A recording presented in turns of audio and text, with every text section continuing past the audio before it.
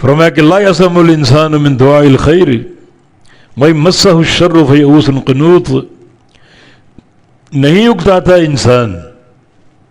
لا یسم نہیں اکتاتا انسان من دعاء الخیر، خیر کی طلب سے، خیر سے مراد دنیا کی خیر، دنیا کے خزانے، دنیا کی دولتیں، سونے چاندی، انسان ان کی طلب سے، دعا میں مانا طلب، ان کی طلب سے انسان اکتاتا نہیں ہے،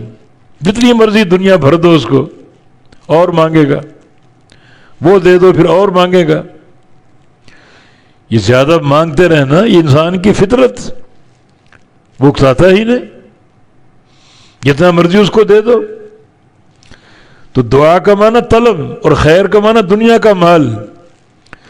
دنیا کے مال کی طلب سے انسان اکتاتا نہیں۔ نبی علیہ السلام کی حدیث بھی ہے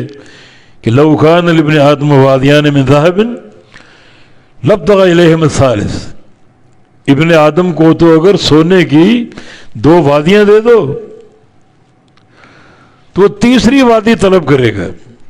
اکتاتا ہی نہیں۔ طلب خیر سے، طلب مال سے اکتاتا ہی نہیں۔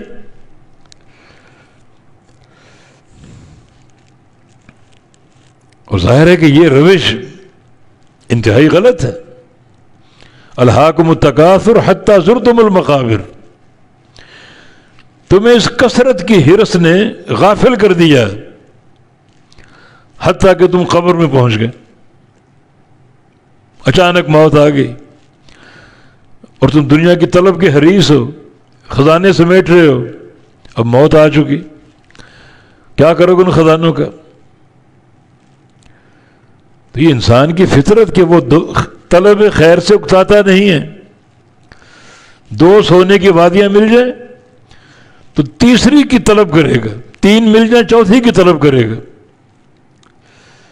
یہ روش غلط ہے۔